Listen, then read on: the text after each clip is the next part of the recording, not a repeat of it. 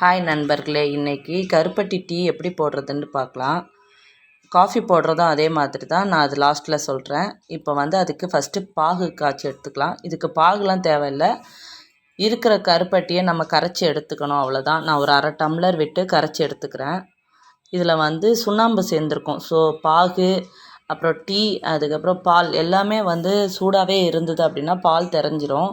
So அதனால் நீங்கள் 1 டே பிஃபோரோ இல்லைன்னா டீ போடுறதுக்கு முன்னாடியே இதை பாகு காய்ச்சி எடுத்து இதை நல்லா ஆற விட்டுருங்க. ரூம் டெம்பரேச்சர் கொண்டு வந்துடுங்க, இல்லைன்னா கூல் டெம்பரேச்சர் கொண்டு வந்தாலும் ஓகே தான், நல்லா ஃப்ரிட்ஜில் வச்சு.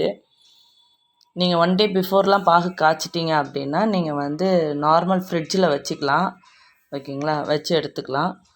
அதுக்கப்புறம் எப்போவும் போடுற மாதிரி டீ இன்றைக்கி 4 பேருக்கு நான் போடுறேன். அதுக்கு பார்த்திங்கன்னா நான் 3 ஸ்பூன் டீஸ்பூனில் டீக்கு உள்ள ஸ்பூன், அதாவது நம்ம மஞ்சளுக்கு யூஸ் பண்ணுவோம் அந்த மாதிரி ஸ்பூனுக்கு நான் 3 ஸ்பூன் டீ தூள் போட்டுக்கிட்டேன். அது இந்த மாதிரி நல்லா பபிள்ஸ் வந்ததுக்கப்புறம் ஒரு 5 மினிட்ஸ் அப்படியே வரட்டும் விட்டுருங்க.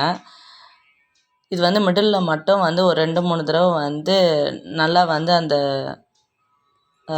டீ உள்ளே போகிற மாதிரி ஆற்றி விட்டுருங்க. விட்டிங்கன்னா நல்லா ஒரு 5 நிமிஷம் நல்லா கொதிக்கட்டும். இப்போ நீங்கள் ஒரு டம்ளர் தண்ணி வச்சு நீங்கள் டீ தூள் போட்டிருக்கீங்க அப்படின்னா ஒரு அரை டம்ளர் தண்ணி வர வரைக்கும் நல்லா அதை வற்றி வரட்டும். தண்ணி இந்த மாதிரி தான் நல்லா மிக்ஸ் பண்ணி விட்டுட்டிங்கன்னா எல்லா டீ தூளுமே உள்ளே போயிடும். இல்லை நீங்கள் அப்படியே விட்டுருந்தீங்க அப்படின்னா சில டீ தூள்லாம் பாத்திரத்தில் ஒட்டிகிட்ருக்கும், ஃபுல்லாக உள்ளே இருக்காது. இப்படி பண்ணும்போது என்னென்னா எல்லா டீ தூளுமே உள்ளே இருக்கும். ஸோ ஒரு 5 நிமிஷம் அதே மாதிரி விட்டுட்டிங்க அப்படின்னா நல்லா டீயில் இருந்த அந்த இதெல்லாம் ஜூஸ்லாம் வந்துடும். அதுக்கப்புறம் தேவையான அளவுக்கு பால், இப்போ 4 பேருக்கு தேவைன்னா நான் இப்போ அரை டம்ளர் தண்ணி, மீதி 3 டம்ளர் பால் அந்த மாதிரி இருக்கும், அந்த மாதிரி ஆட் பண்ணிக்கிறேன். இதுவும் ஒரு 5 மினிட்ஸ் அப்படியே கொதிக்கட்டும். நல்லா மேலே எலும்பி வரும்போது ஆற்றி இந்த மாதிரி விட்டுக்கோங்க. அதுவும் 5 மினிட்ஸ் நல்லா கொதிக்கட்டும். கொதித்து வரும்போது ரெண்டும் நல்லா மிக்ஸ் ஆகிடும். இது நீங்கள் சர்க்கரை போடுறதுனா இந்த டைமில் நீங்கள் சர்க்கரை போட்டுக்கலாம். சர்க்கரை, ஏலக்காய் எல்லாமே போட்டுக்கலாம். ஆனால் இது கருப்பட்டி காப்பி அப்படின்றனால நான் இதை அப்படியே விட்டுடுறேன். கருப்பட்டி டீ அப்படின்றனால. இதே காஃபினா எப்படின்னா பால் காஞ்ச உடனே அந்த பாலை எடுத்து ஃபஸ்ட்டு தேவையான அளவுக்கு காப்பி தூள் போட்டு அதை ஆற்றி வச்சுக்கோங்க. எவ்வளோ பேருக்கு தேவையோ அவ்வளோ ஆற்றி வச்சுக்கோங்க. நல்லா ஒரு 4 to 5 டைம்ஸ் ஆற்றிட்டு அதுக்கப்புறம் நீங்கள் தேவையான பாகு உள்ளே விட்டு ஆற்றுனீங்க அப்படின்னா எதுவுமே ஆகாது. நீங்கள் அடுப்புலேருந்து இறக்குன உடனே பாகு ஊற்றிட்டீங்க அப்படின்னா பால் தெரிஞ்சிடும் காஃபிக்கு, ஓகேங்களா. அதே மாதிரி தான் டீக்கு. இப்போ இதை வடிகட்டினதுக்கப்புறம் என்ன ப்ராசஸ்ன்னு நான் சொல்கிறேன்.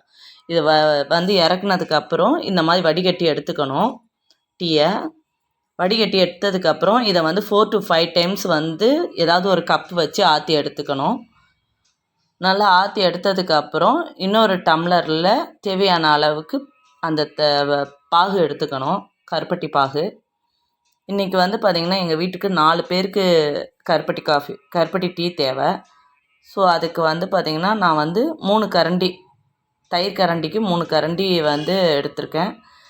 இதோடு நல்லா ஆற்றிட்டோம் அப்படின்னா அவ்வளோதான், டீ ரெடி. இப்போ எல்லா கப்லேயும் சர்வ் பண்ண ஆரம்பிச்சிடலாம். பாருங்கள் எப்படி இருக்குன்ட்டு, பால் தெரியாமல். இதுதான் அதோடய ப்ராசஸ்ஸு, ஓகேங்களா. இதே மாதிரி போட்டு பாருங்கள், பிகினர்ஸ் கூட போடலாம்.